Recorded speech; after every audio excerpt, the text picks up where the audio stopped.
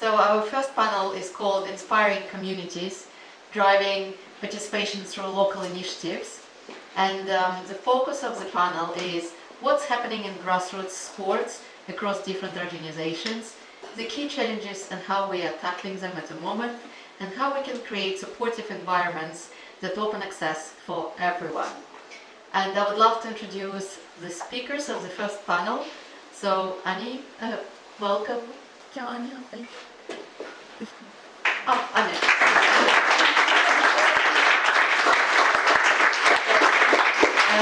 So Annie has a decade of experience in grassroots and parasport. She's a development coordinator in the European Athletics, where she leads the Athletics for All program, which is working to expand inclusive opportunities. And the next speaker is Mariona.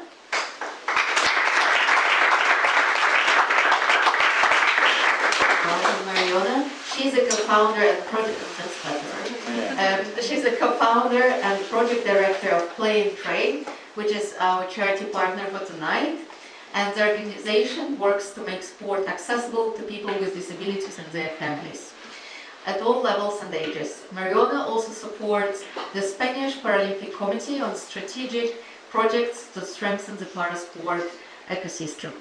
And we would like to welcome the third speaker of our first panel, Sebastian.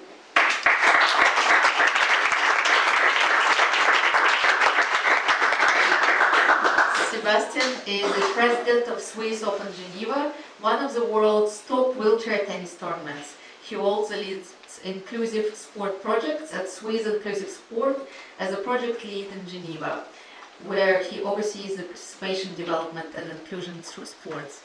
Welcome our speakers. So I would love to give a bit of a context to our first panel and give you a bit of statistics and numbers. So participation in sport is actually a recognized human right. And under the Article 30 of the European Nations Convention of the Rights of Persons with Disabilities. Yet for many it remains out of reach. And in Switzerland, only 18% of mainstream sport clubs offer inclusive opportunities, which is a very small number. And across the European Union, just 10% of disabled people participate in organized sport initiatives. And in the UK, where I come from, disabled adults are almost twice as likely to be inactive compared to non-disabled adults. Yet 76%, which is a huge number, would love to be much more active. And so the desire is there, and that's why we would love to have a panel today and discuss how we can make more people with disabilities participate in sports through grassroots initiatives. So let's kick off our panel with the first question. What are the key elements of a successful grassroots parasport initiative, and what are the examples from your experience? Would you like to start, Sebastian? Yeah, thanks. Good evening, everyone. Well, to me, if I can answer to the first question, what are the key elements for a successful initiative to be a grassroots initiative? First thing to me would be to make sure that the initiative is really answering to a need from the field. There are so many elements you can do also to make sure of that.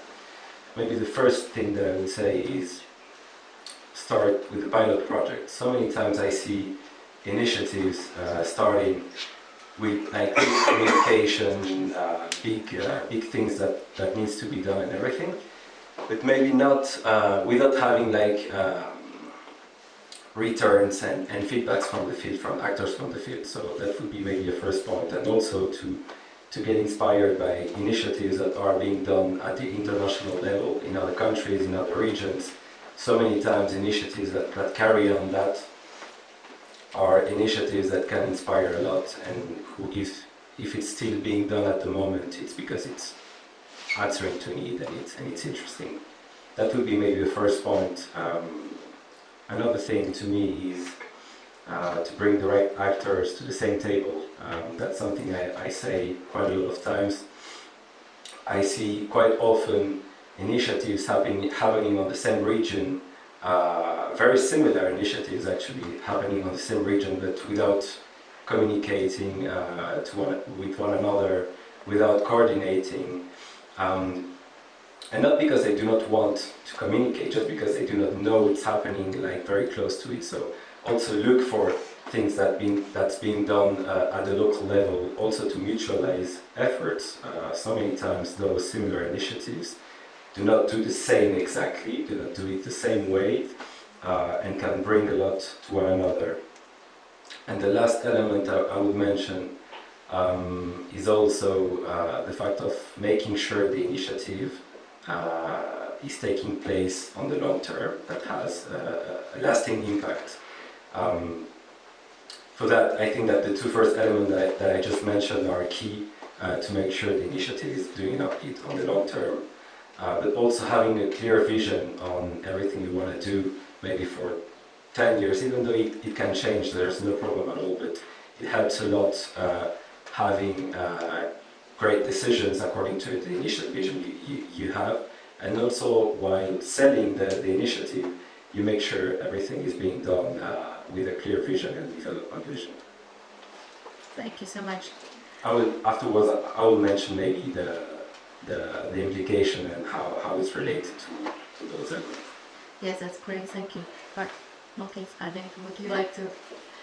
Yeah, thank you. I think just to add to what Sebastian just mentioned, it is very important that you have the person that are concerned, the disabled people you want to work with, being involved from the start. And I call also your comment about thinking long term. You don't want to have just a short-term program, you want something that's sustainable. And that's very important. And of course, people need to have the right training, and there's a very good example of how you can help clubs to welcome people in France that has been put up by the French Paralympic Committee, CBSF. It's called Club Inclusive, so inclusive clubs, and they have a very full substantial training to help clubs welcome people with disability with any abilities, really. Yeah, thank you so much. Well, I think that they mentioned a lot of things, but what from our point of view, from our vision from Bay and Ray, it's very important to have well-educated sport technicals in the sports clubs. It's important to deliver a good technical knowledge to the people who are attending to learn the sport in a good way, in a safety way as well, and to promote also, as Sophia said, I mean that it's important to mention with parasport needs to be more in the social media, so needs to be also delivered for technical people, can spread a very good message about. And well, I would like to add also to have proximity programs, not to drive 2 hours away. I mean, sometimes happens, but in order to not to have that, have local initiative close to where you live, with inclusive sports, and not to build something specific. Use the sports clubs already existing in the local area, and teaching them about the sport for people with disability, and giving them the tools, the equipment if needed, and I think that is some of the successful. Yes, thank you so much. I think it's great to know that there are so many points that any organization need to consider when they're starting a grassroots initiative. But I think it's also always comes back to the person, especially the athlete, the future athlete. What do you think should be done by the organization to inspire somebody who might be great for becoming an athlete or an everyday athlete? What the organization could do to inspire those people who never even considered being a sports person? Yes, with that I would like to think about when we approach a child, youngster, and with our now with acquired disability. as a child, most of them they start for rehabilitation, like sport, because you need for rehab, and also for like leisure sport in a school or in a sport club. This is a way to engage them in a really very inclusive environment. If it's a kid, it's really neat that the kid is practicing the sport with kids at the same age. Not different or not in a different because of the impairment or disability. It needs to be in the same environment.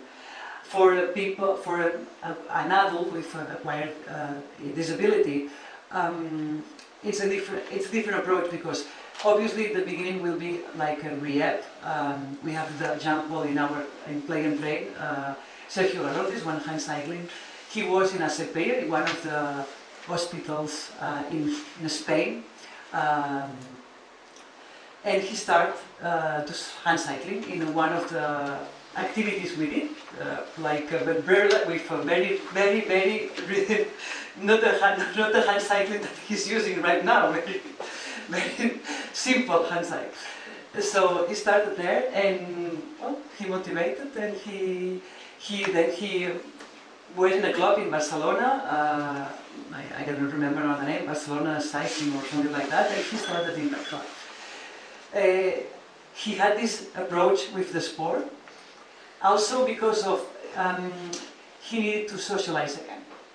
The most of the cases, not all the cases, they break completely with his social life before.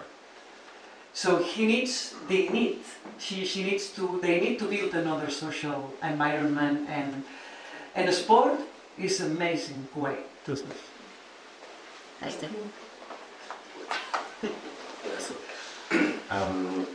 Jumping maybe on a few things you just said, I think when we talk about parasport, we can see it in so many ways, but maybe a way to separate it in two ways is professional parasport and practicing sports for the whole population as a social cohesion objective and public health objective is being said by Sophia before. And on that element, maybe some things we do at the Swiss Open is using that event, that organization as a leverage also to raise awareness towards the whole population. Before, maybe the objective of the Swiss Open was only to organize a tournament once a year, and we were done with that. The new team, we were like, okay, what can we do to be very useful for the whole society, also in Geneva, during the whole year? And we started raising awareness during the whole year within tennis clubs, organizing Tournée des Clubs de Tennis. So going to every tennis club in Geneva to make wheelchair tennis exhibitions. Actually, for the ones who go to the Geneva Open tomorrow, we're doing a wheelchair tennis exhibition on the center court as well. So this is part of the way we can raise awareness to make everyone understand that they can participate, that it's possible, but also important for everyone's health. So that would be an example. Another one is, you mentioned also the fact that to have role models, showcasing people who went maybe through so many different things. It can be an accident, it can be a disability at birth, but showing that resilience, showing everything that's being done in a professional way also motivates people to start a sport.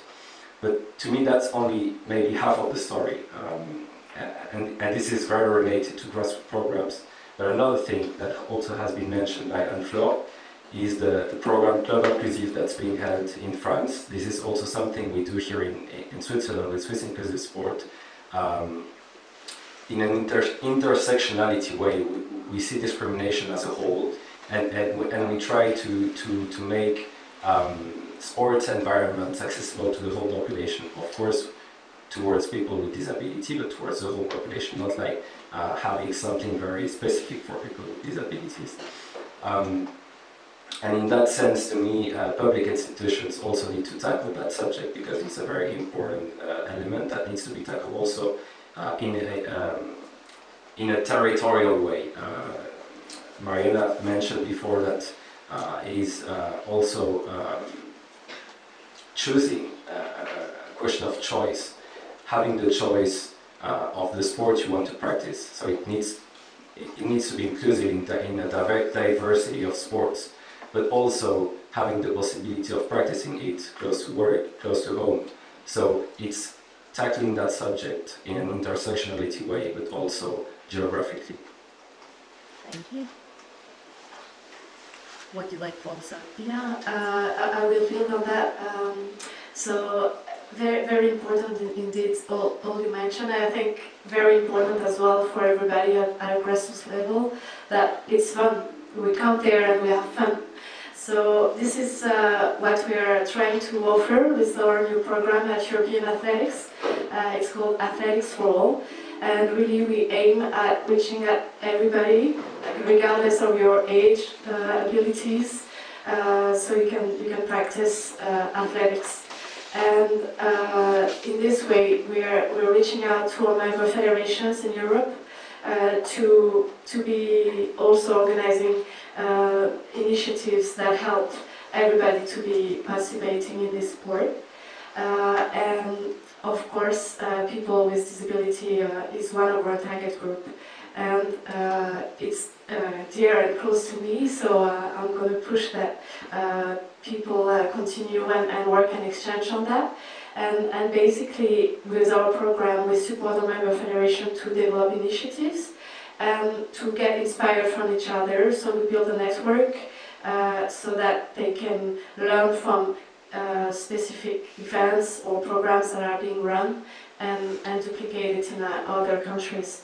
Because maybe one federation is already working with kids and families, but not yet with disabled, and another one is not yet working on mental health for the athletes, so we're really building on that.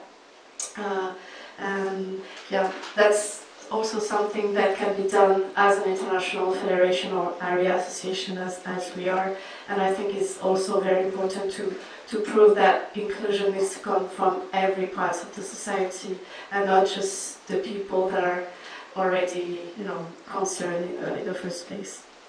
Yeah, thank you so much. Actually, another question for you as well, Flore. It's really interesting to know what the Federation is doing with Athletics for All. Do you have maybe other examples of successful grassroots programs that you would suggest everybody to learn or to know about?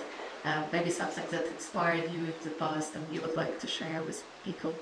Definitely. So in my previous jobs, I was working for the French Sport Federation for a while, and especially on the development area. And I was involved for a few years organizing the Jeux de l'Avenir. So it's like the future games for young people aged from 8 to 18. It's been run for years now, and I'm not even sure how many editions, but more than 20, I believe. And it's run every 2 years. And now we organize it in a way, or they organize it in a way that you have regional qualifications. So it's a way also to map the territory and make sure there are activations and competitions, but like fun competitions, like grassroots competitions, open for everybody. And one success story of this program is that, for example, the gold medalist in the category BC1 in Boccia was a French woman, Aurélie Aubert, and she was part of this game. So I think it's really a way to involve people. So of course, not everybody is going to become a Boccia Paralympic champion, but it's a good way to be involved and have fun with your peers. And yeah, I think it's a great program. Yeah, thank you so much for sharing. Mariona, do you have some examples that you would like to share as well, please? Yes, I would like to add also, I think that a way to measure the success as well, the impact in the family of the person, increase his or her health, but also the relationship in between family. I think that is important. And as Play and Train, we are running different snow sports and summer sports, and in all of them we try to be more participative in different kind of these environments. So that then they used to attend like physical, cerebral palsy, intellectual, visual impairment, people, deaf people. Everyone is welcome, and even kids and youngsters without a disability. And I think it's a success in a way, because you are also teaching each other about the differences, and that we are a diverse society, and we need to be part of in that society. And so this is, from my point of view, is a part of succeed. It's not easy in a way of, it's challenging for the technical point of view and in equipment sometimes, but I think it's a success in that way. And I think that, yeah. Thank you so much. We can move now to the next question. Sebastian, you actually mentioned that it is super important for any grassroots initiative to have an end goal, and it is one of the key factors of success. So I think it would be really interesting to learn what do you think grassroots initiatives could do to secure funding, to make sure that it is not one-off, but something long-term and more like a few years at least type of funding. What do you think grassroots initiatives could do to be a long-term success with funding as well? Yeah. Well, what's cool also over the time is also that companies nowadays also understand that funding an activity for only 1 year, one shot is not that relevant. So it's great also that this is evolving, and that when a company nowadays is supporting, most of the time is for maybe 2, 3, 4, 5 years. But of course you can have different strategies, public institutions, private foundations, sponsorship. I really think that maybe the common point between those three is to have a clear action plan over different years, also to show them that they're participating towards something bigger than just maybe one element this year. And then even though they decide not to participate anymore after 2 or 3 years, then it's gonna carry on. And yeah, I think that would be maybe the main element to show them it's answering to real needs on the long term, and that communication is a great element also on that part. And maybe what I see from my experience is that maybe 5 years ago, saying that you put the logo of the company on the website, on stage, was enough. I think that nowadays people want to live experiences as well. That's what we do at the Swiss Open. We propose companies, for example, to have a lunch, to have dinner at the Swiss Open. We organize activities for them, wheelchair tennis exhibitions. The employees can come and try the wheelchair as well with athletes. We give the opportunity to partners also to give the opportunity to their employees to participate as volunteers for 1 or 2 days during the event. And I really think that's maybe a way to catch a company to be a sponsor, but also to make them stay. Because when all the employees who participate to an initiative come back to the company and say, well, this was amazing, everyone was amazing, we could meet an athlete or something, well, the boss doesn't really want to stop that collaboration also for the satisfaction of the employees. Maybe one last example was last year with a partner. They had in their own company an athlete that was trying to get qualified for the Winter Paralympic Games. He came, we made like cross interview with an athlete here in Geneva during the tournament. And that's like something very valuable for a company to communicate, not only saying, oh, we're supporting the event, so something maybe more concrete, I would say. Thank you so much. And Flore, would you like to add what you think from your perspective? Or would you like Mariona to add as well? Well, in our case, I think that for private sponsors, if you reach to create like a real communication connection. If the values that you want to communicate are the same that the company are communicating, it's great. This is great.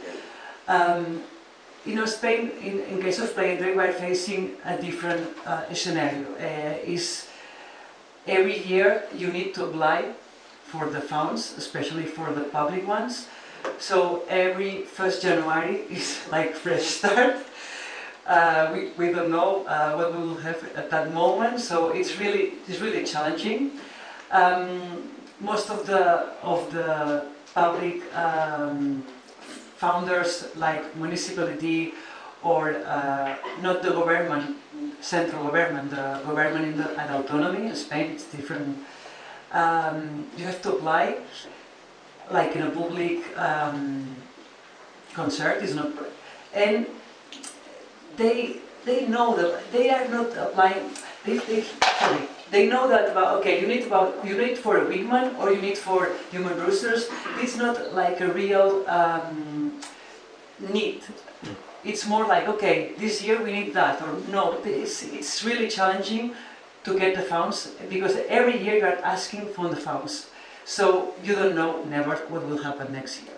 In case of private, if you get the life to connect with one private founder, to get the same values and to spread the same mind, I think it's more than charity. It's like a strategy for the company as well. But you need to connect at that level with the company. And obviously, if it's a big event, it's easy. If it's for daily routine programs, for after-schools program, for summer camps, something that the kids and youngsters need every year, it's quite challenging to get the funds. But it's something that at the end is part of our work, of our organization, and we know that, and we have to fight everything for that. Thank you so much. Yeah. Shall we move to the next question? So, and I think that now we're getting to this question of fighting for the budgets and trying to continue. I think it also is really important to keep in mind that when you're disabled, it sometimes doesn't really just depend on you as a person, how you participate in sport. It also depends on a lot of people who need to support you. So it's a question really to you guys is how would we educate the families, the coaches, all the communities about what parasport is and the importance of the parasport for athletes and for the community as well. Do you have maybe some tips and advice that would be useful to share with our tennis today? Yes. Maybe I can start earlier. We were discussing with Sofia, and she was like, yeah, Baiba pushed me in the car to go to that Oslo clinic, otherwise I would never have gone. So it's for sure very important that parents are very much willing and supporting. And most of the clubs that developed in France historically were by family or friends of the person with disability in general. That's how it happens. And I agree.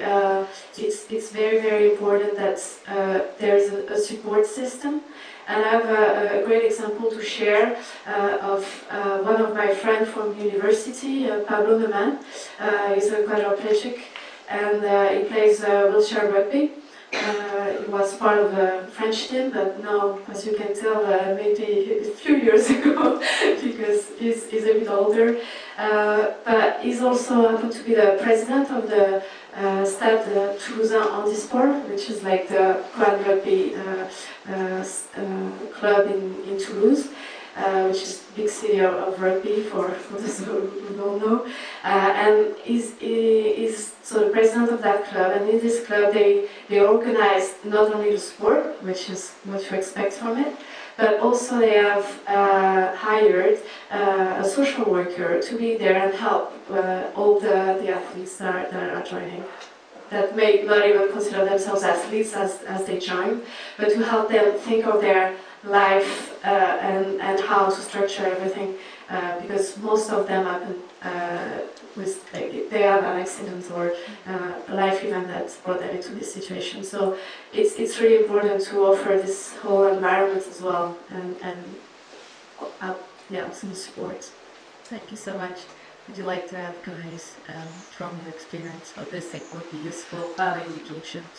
So, I think that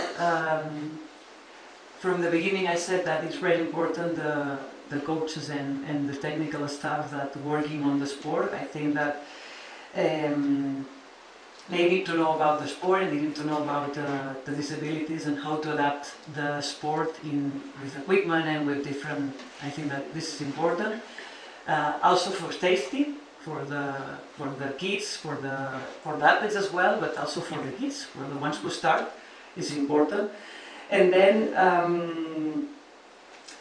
sometimes we are spending a lot of time educating the families as well. Not all the parents that they maybe not believe, but they maybe they don't have contact in a sport, and we are trying to explain them that the sport is a powerful tool for the kid and for the person. Not even if maybe she or he will rise to the Paralympics, I don't know, but at least for their life. We have an example of one of our skiers in a wheelchair.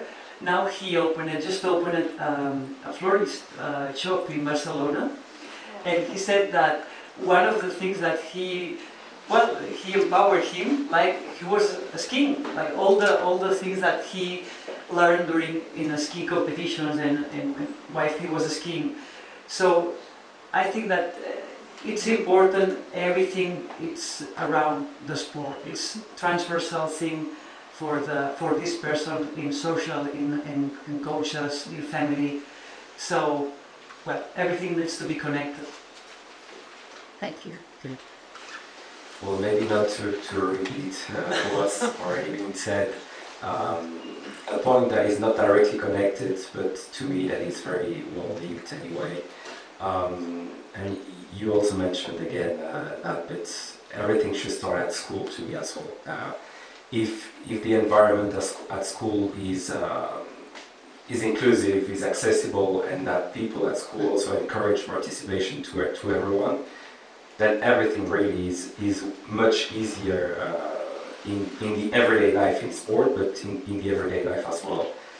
And something also that is maybe a bit over the local initiatives is the fact also for national governments and local governments to invest, to put the same structure, infrastructure, human resources, communication, everything as it's being done for sport in general.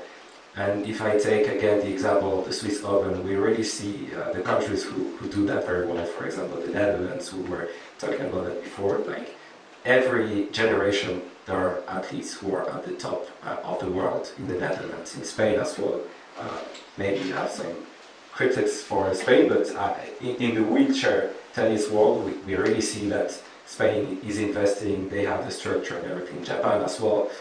And I really think that France is a huge example, even though they're cutting the budget at the moment. But I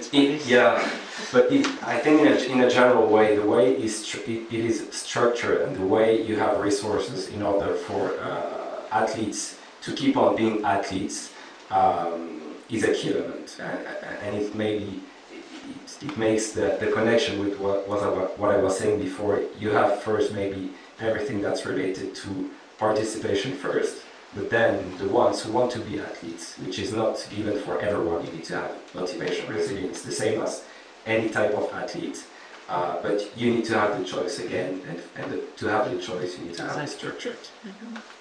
Thank you very much, and we have one more question for this panel, and I think I would love to share a bit of a personal experience as well. I became disabled 4 years ago, so for me, parasports was something I didn't know about. I didn't know anybody with disability, did have friends with disability. So, and to be honest, I've never watched para sports, Paralympics myself before. So I had to learn it from scratch, and I found that for me it was quite like reinventing the wheel kind of experience, because I didn't know where to go. I didn't know where to search for grassroots sports. What sports can I do as a tetraplegic? I had no idea. So what advice would you give again to the audience, and maybe some of your personal views or maybe experiences? How can we make para sports a bit more broader known for the broader audience, that people just know that it exists, and well, hopefully if something life-changing happens, that people know how to search for the sports for themselves, so they just get a bit more interested in para sports. For what you find. Well, it's challenging. It's challenging, but I think that when you, for example, you saw like a soccer club, no? Soccer everywhere in Europe. So inside this club, people with disability having fun and playing with the rest of the team, and no one is surprising. Like, oh wow! No, it's like, it's normal in that case, you know. So inclusive. I think that needs to be more inclusive. All the sports, not one in concrete. All the sports more inclusive. And then if someone wants to train in one specific sport to be a Paralympian, this is another story, because this is another story even in the Olympics. So I think that needs to be more present in the activities in general, in a sport in general. Not to surprise that someone is practicing this sport with a disability. Yeah. So I think that as much as could be visible in the social media, spreading the message, much better. Sebastian? I completely agree on that. Maybe another point that I think is important for that is to work with what we call multiplicateur, which is partners on the local area, different kind of partners to promote everything that's being done. It can be specific institutions around sports, of course, but for example, what we're trying to develop now at the moment with Swiss Inclusive Sports is to work closely with municipalities to be like a contact point towards people who want to practice inclusive sport. Can be people with disabilities or without any disability, open to everyone.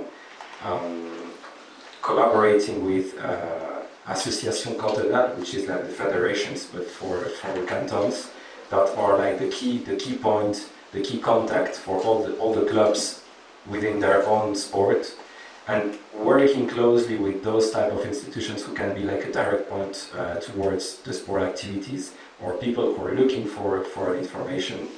To me, is a key element that I will mention. Thank you. Yeah, I want to be a little bit optimistic there. I feel like there is more and more coverage. People showed up today, with very open minds. I think it's getting better. Of course, there's still a lot more to do, but just the fact that there is this creation of this new organization, Swiss Inclusive, it's all positive signs. So there's a lot of work to do, but it's happening. So I'm very optimistic. Thank you. And I think it's great note to finish on our first panel. Thank you so much, our amazing speakers. And dear audience, do you have any questions, any reflections that you would like to share with us? And the floor is open to you now.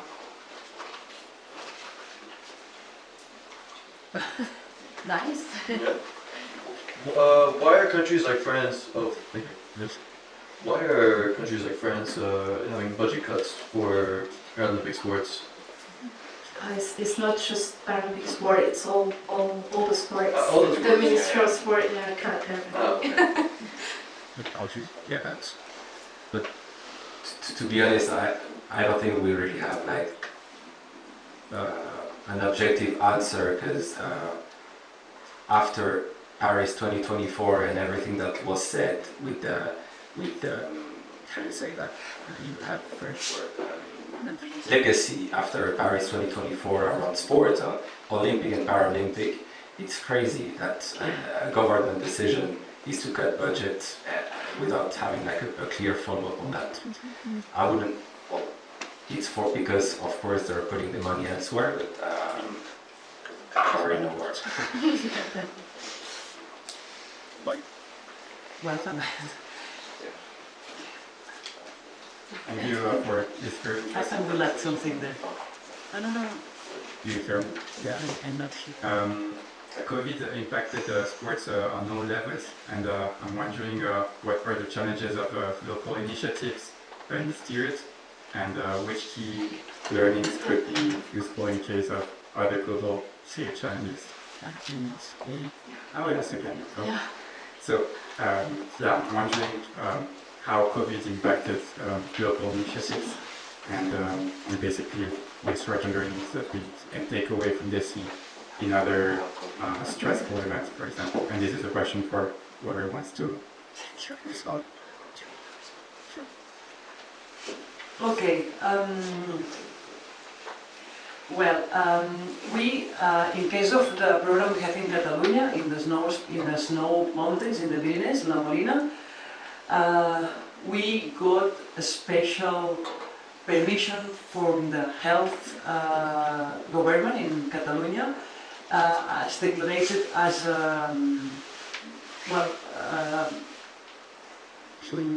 than something that people with disability needs to be involved in a sport during the not the pandemic at the beginning, but then. So we got this paper, and the families got this paper with them, so they couldn't arrive to the center and practice a sport. In case of the water sports, we said that inside the water, it was like outside, inside the water. Obviously, we changed the ratio of the people. Instead of maybe having 10 or 16, 5, 6, 7 big weapons, we tried all the time to follow the rules. It was quite a mess because in Catalonia it was different than in Canary Islands. So, and then it's different in the Madrid. So it was like, okay, what is the rule that I have to follow for that? But we also in France, I think that the ski resorts were closed, and in La Molina we were open, so we continue with the activity. And in the Canary Islands we tried to continue with all the activities. Not during the closing at the start of the COVID, but after this next summer and the next winter after that. I just got to add before it just came to my mind that try to start close and to listen a lot before starting any program for sports for people with a disability. Listen to the people who are in the local area, the needs they have it, and the sport that they want to practice as well. And after that, build something that you can make in 8 years, not one shot. This just came to my mind, and I want just to share with you. Thank you. We have 2 more questions from the audience, from the iPad. So, how can we support local initiatives of para-sports in our daily lives? Are there any concrete actions we should all take? That's Sebastian would like to answer.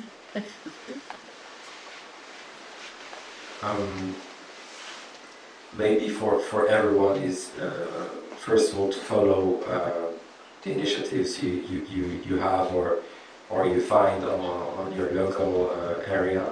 Sharing on social media, I think, is very important as well, not only for people with disabilities to get to know the initiative, but also to spread. I mean, what is key always is the more visibility you have, the more attractive you are, and the bigger you can grow. So sharing and promoting, I think, is the first point that is key. And the second point is in every committee, voluntary committee, or we're always looking for people who want to invest time, who want to get involved and have a positive impact. My involvement with the Swiss Open, as well as the one of the whole committee, is completely voluntary work. But you get to learn so much while having those kind of opportunities. You get to meet amazing people as well.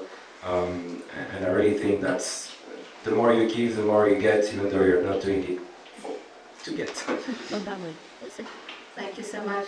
And the second question we received: how do you leverage the power of social media together with local initiatives to drive participation of para sports? And what potential do you see? What is social media? Like Instagram, how would you use Instagram, Facebook, TikTok to promote para sports? And what potential impact of social media do you have on para sports?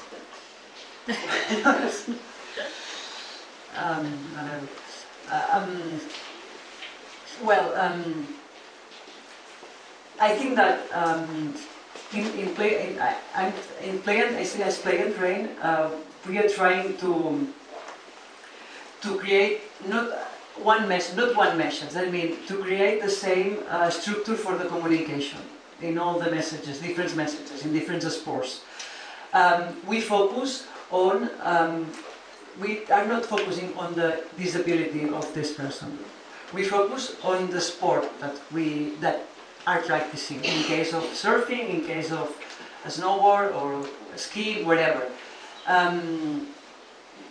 Focusing on the sport, not focusing on the disability, is like, from our point of view, it's to be more inclusive and to be more normal in terms of, I don't like this word, but it's to understand. If you are focusing on the disability, I think that you need to, and let me explain. We are talking about people with disability because the disability needs to be visible. It's challenging life to live with a disability. It's challenging. So this needs to be visible. But also you need to focus on you need to be the power of the message on the store. I think that, Mariana, I mean...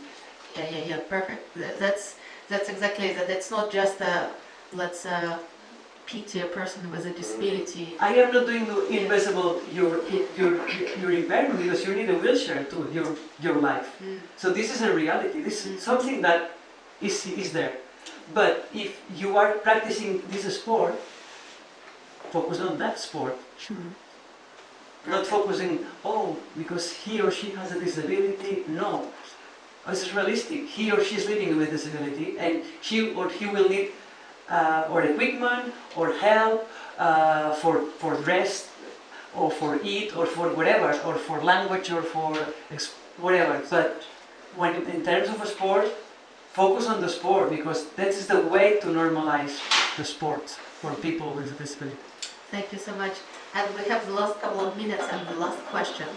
And the question is, how to engage with communities, be it athletes, parents, participants, to get feedback on the initiatives, and which will help you to continue to develop and innovate the programs. Freedom.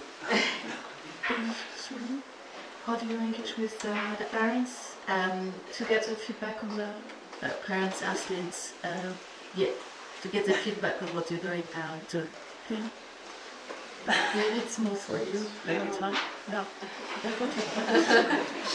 It's not a very easy question to answer, but being always close to the program you're developing on the field is key. Before I was talking about collaboration with multiplicateurs. I think there is a big bridge also to build between organizations like Flore that you mentioned also before, that they are doing specific sports for people with disabilities and inclusive sports within ordinary clubs to get feedback, because the ones who are the closest to the parents, for example, or to people who are concerned, are those kind of institutions. And to me, the thing that I see is relevant, but that I'm not convinced yet. We're doing an action plan in a participative way currently, so I'm also like in a lot of brainstorming. But what I see is relevant as well is, for example, for institutions like Plus Sport, to be like the key reference while doing inclusive sport in ordinary clubs.